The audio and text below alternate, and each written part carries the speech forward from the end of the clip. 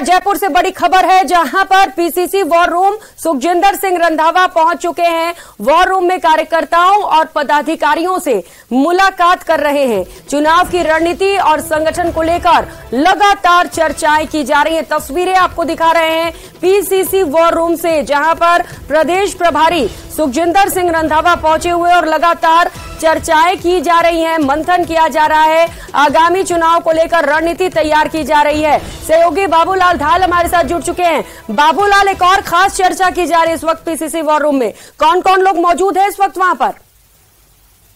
संख्या में जनप्रतिनिधि पहुंचे हैं, कई विधायक पहुंचे हैं, कईयों ने टिकट की दावेदारी की है और कईयों ने हालात की जानकारी दी है। इस वक्त तेज बारिश हो रही है प्रदेश भर में। कई विधायकों ने राजस्थान में जो बारिश हुई, जल भरा हुआ, उसके बारे में भी सुखजिंदर रंधावा को अवगत कराया है। तो रंधावा ने जो भी जनप्रतिनिधि उनसे आज मिलने पहुंचे तो उनसे उन्होंने यही कहा है कि जब तेज बारिश हो रही है, किसानों को तो भले इसका फायदा होगा, लेकिन शहरी जो क्षेत्र है जहाँ पर जनता परेशान हो रही है, तो उनके बीच में आप लोग जाएं और लोगों को अश्योर करें कि आपकी तकलीफ में हम साथ खड़े हैं, और जो भी एडमिनिस्ट्रेशन के, सिविल इंतजामिया के जो लोग हैं उनको भी निर्देश दें, और जहाँ पर भी नगर निगम है, दूसरी एजेंसियां हैं, उनको कह के लोगों की तकलीफ कम करने की दिशा में काम करें। इसके अलावा टिकट का बंटवारा जो है, कांग्रेस पार्टी कह रही है कि हम सितंबर से शुरू कर देंगे, तो उसी सिलसिले में कई लोगों ने मुलाकात करी है और सब दावेदारी जता रहे हैं और खुद को जिताऊ उम्मीदवार करार देने की कोशिश उनकी ओर से हो रही है। तो दिन भर पीसीसी के वॉर रूम में आज जमावड़ा लगा हुआ है। नेता आ रहे हैं, समर्थकों को साथ ला रहे हैं और दावा यही कर रहे हैं कि हमें टिकट देंगे तो हम चुनाव जीत जाएंगे। लेकिन सर्वे की जो रिपोर्ट्स है उनका मिलान यहाँ पर होगा, उसके बाद में स्क्रीनिंग कमेटी तय करेगी। और पायलट कैंप के जो विधायक हैं वो भी आज उनसे मिले हैं। खिलाड़ी लाल बैरवा ने मुलाकात करी, कुछ और विधायक भी पहुंचे हैं।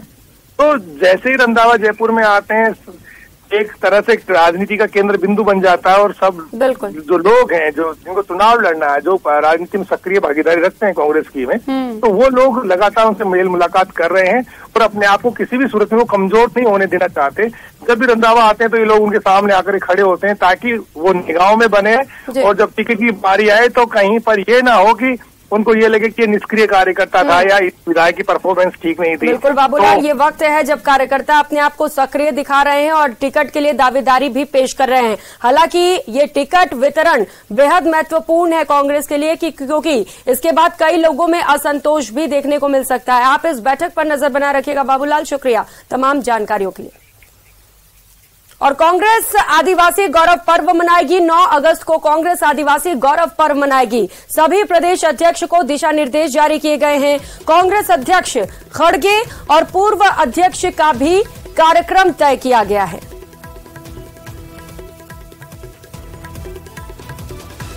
तो 9 अगस्त को आदिवासी दिवस है और इसे कांग्रेस बेहद ही धूमधाम के साथ मनाने की तैयारी में है। और खबरों में आगे बढ़ते हुए अब बात कर लेते हैं मौसम की। राजस्थान में बारिश का हाल आपको बताते चले, जहां पर 12 जिलों में अब तक औसत से ज्यादा बारिश दर्ज की गई है। अलवर, भीलवाड़ा, बूंदी, चित्तौड़गढ़, चूरू, हनुमानगढ़, जयपुर, झुंझुनू, कोटा, सवाई माधोपुर, सीकर और उदयपुर, ये वो 12 जिले हैं जहां पर अब तक 20% से लेकर 59% तक बारिश दर्ज हो चुकी है। 9 जिलों में अभी तक सामान्य बारिश हुई है। इन जिलों में शामिल हैं बांसवाड़ा, बारां, भरतपुर, दौसा, धौलपुर, झालावाड़, करौली और प्रतापगढ़, जहां पर मात्र 19% तक ही बारिश दर्ज की गई है।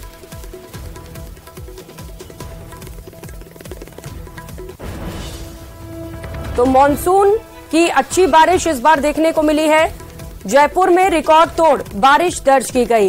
राजस्थान में बारिश से हाल बेहाल है। अब तक प्रदेश के 11 जिलों में भारी बारिश दर्ज की जा चुकी है, जिनमें अजमेर, बाड़मेर, बीकानेर, गंगानगर, जालौर, जोधपुर, नागौर, पाली, राजसमंद, सिरोही और टोंक जिले भी शामिल हैं, जिनमें सामान्य बारिश हुई है।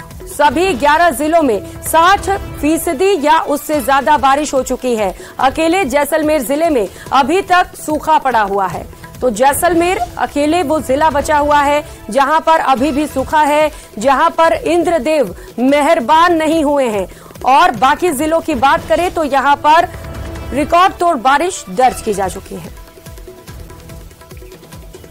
रुक कर लेते हैं एक और बड़ी खबर का। जयपुर से बड़ी खबर है। आरपीएससी सेकंड ग्रेड शिक्षक भर्ती मामले से जुड़ी बड़ी खबर आपको बता दें। आरपीएससी की सामान्य ज्ञान परीक्षा का आयोजन हो रहा है। 28 जिलों में 2 पारियों में परीक्षा का आयोजन किया गया है। सुबह 10 बजे से लेकर दोपहर 12 बजे तक पहली पारी की परीक्षा हो चुकी है और दोपहर 2:30 बजे से दूसरी पाली की परीक्षा शुरू की जाएगी। सुरक्षा को लेकर केंद्रों पर कड़े इंतजाम किए गए हैं। आपको बता दें 21 से 22 दिसंबर को परीक्षा का पेपर लीक हो गया था और इसके बाद दोबारा से परीक्षा का आयोजन किया जा रहा है। महेश सहयोगी इस वक्त हमारे साथ जुड़ चुके हैं ज्यादा जानकारी के साथ। महेश, दोबारा से परीक्षाएं आयोजित की गई हैं, इस बार कोई चूक ना होने पाए, इसे लेकर क्या खास इंतजाम वहां पर? देखिए, बिल्कुल पूरे राजस्थान में 28 जिलों में इस परीक्षा का आयोजन किया जा रहा है और दिसंबर 21 और 22 तारीख को ये परीक्षा पहले हो चुकी थी, लेकिन पेपर लीक के कारण दोबारा से अभ्यर्थियों की परेड हुई है। दोबारा से ये कवायद उन्हें करनी पड़ रही है। अलग अलग जगहों से परीक्षा केंद्रों पर पहुंच रहे हैं। सुबह 10 बजे से 12 बजे तक ग्रुप ए की परीक्षा हो चुकी है और अब ग्रुप बी के लिए 1 घंटे पहले तक ये जो एंट्री है वो परीक्षा केंद्र के बीच में रहेगी और इसके लिए जो अपने एडमिट कार्ड से अपने रोल नंबर का मिलान करते हुए परीक्षार्थी आपको तस्वीरों में नजर आ रहे हैं। ये गांधीनगर गर्ल्स स्कूल है जहां पर की परीक्षा केंद्र बनाया गया है और यहाँ पर सुरक्षा के जो बंदोबस्त हैं उस लिहाज से यहाँ पर पुलिस के जवान भी लगाए गए हैं। साथ ही में जो मेटल डिटेक्टर है उससे भी तलाशी जो है वो यहाँ पर ली जा रही है। महिला पुलिसकर्मी भी यहाँ पर मौजूद है। दोबारा से इस बार कोशिश है कि फूक फूक करके कदम रख रहा है आरपीएससी के ही सदस्य है बाबूलाल कटारा की इस परीक्षा में जो भूमिका सामने आई थी और उसके बाद में एसओजी ने जिस तरह से खुलासा किया था और इस पेपर को रद्द करना पड़ा था तब, और आज वो दिन है जब इस परीक्षा का दोबारा से जो आयोजन है वो यहाँ पर किया जा रहा है। देखिए आप तस्वीरों में किस तरह से मेटल डिटेक्टर से जो तलाशी है वो यहाँ पर ली जा रही है। एक एक करके जो अभ्यर्थी हैं उनको यहाँ पर इस परीक्षा केंद्र में बुलाया गया है और प्रवेश यहाँ पर दिया जा रहा है। कुछ अभ्यर्थी जो भीतर जा रहे हैं उनसे बात करने की भी कोशिश रहेगी। कहाँ से आए भैया आप? कहाँ से आए? जोबनेर से आए। आप कहाँ से आए हो? दूदू से आए। पहले परीक्षा दे चुके हैं ये तो आप? हाँ। वापस देनी पड़ रही है? हाँ। क्यों देनी पड़ रही है? पेपर रद्द हो गया था। पेपर रद्द हो गया था। अब उम्मीद करेंगे इस बार तो ऐसा नहीं हो? कोशिश तो है। आप अपनी तरफ से अच्छा करने की कोशिश। कुछ महिला अभ्यर्थी भी अंदर पहुंच रहे हैं। मैं आपसे बात करना चाहूंगा, कहाँ से आए आप? जी मैं यही से जयपुर। आपने पहले ये परीक्षा दी थी? हाँ। बिल्कुल महेश, एक बार परीक्षा रद्द की गई जिसकी वजह से दोबारा लोगों को ये मशक्कत उठानी पड़ रही है। दोबारा परीक्षा केंद्रों पर पहुंचना पड़ रहा है और सुबह जो तस्वीरें सामने आई थी भीगते हुए लोग परीक्षा केंद्रों पर पहुंच रहे थे। हिमांशु मित्तल कोटा से और अशोक शर्मा श्रीगंगानगर से इस वक्त हमारे साथ जुड़ चुके हैं। हिमांशु, आपके पास आते हुए बात करिए जरा परीक्षार्थियों से, क्योंकि प्रशासन की लापरवाही का खामियाजा भुगत रहे हैं लोग। सुबह बारिश में लोग पहुंचे, बड़ी दिक्कतों का सामना करना पड़ा उन्हें।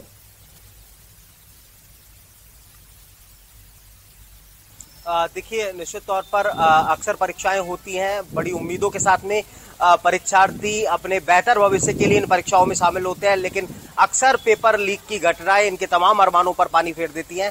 कोटा में आज वरिष्ठ अध्यापक प्रतियोगी परीक्षा आयोजित हो रही है। 65 केंद्रों पर ये परीक्षा आयोजित हो रही है और करीब 44,000 परीक्षार्थी इसमें शामिल हो रहे हैं। ग्रुप ए में बात करें तो 10:30 बजे से 12:30 बजे तक की परीक्षा हो गई और फिलहाल एक परीक्षा केंद्र के बाहर हम हैं। यहाँ पर आप तस्वीर देख सकते हैं। पूरी जांच पड़ताल के बाद में पूरी जो ड्रेस कोड है उसको फॉलो करते हुए, पूरे नॉर्म्स को फॉलो करने के बाद में ये जो परीक्षा है वो आयोजित की जा रही है, क्योंकि जैसा कि बताया हमने पहले ये परीक्षा में का जो पेपर है वो रद्द हो गया था और जिसके बाद में ये पूरी की पूरी जो मशक्कत है वो दोबारा करनी पड़ रही है। यानी कि कुछ जो है जालसाजों की जो सजा है वो इतनी बड़ी तादाद में परीक्षार्थियों को भुगतनी पड़ती है। मैं बात करूंगा मैम, ये एग्जाम दोबारा देना पड़ रहा है, हो गया था, लेकिन कुछ जो जालसाज है उनकी गलती सबको भुगतनी पड़ती है और वो भारी पड़ती है। हाँ, वो तो है ही सही। कैंडिडेट को भी परेशानी होती है आने जाने में, दूर दूर रहते हैं, कोई नौकरी पेशा भी है तो उनको भी परेशानी आती है। आप कहाँ से आए हैं? मैं यहीं से हूँ, कोटा से। ठीक है। कितनी दिक्कत होती है ये एग्जाम आपको दोबारा देना पड़ रहा है? बोलो तुम्हारी। बस हमें तो बस आने जाने की और तो कोई प्रॉब्लम नहीं है, बस दूर से आना पड़ता है। अभी हम सिवाड़ साइड से आए हैं तो उधर से दिक्कत होती है भाई, बार बार में आना जाना।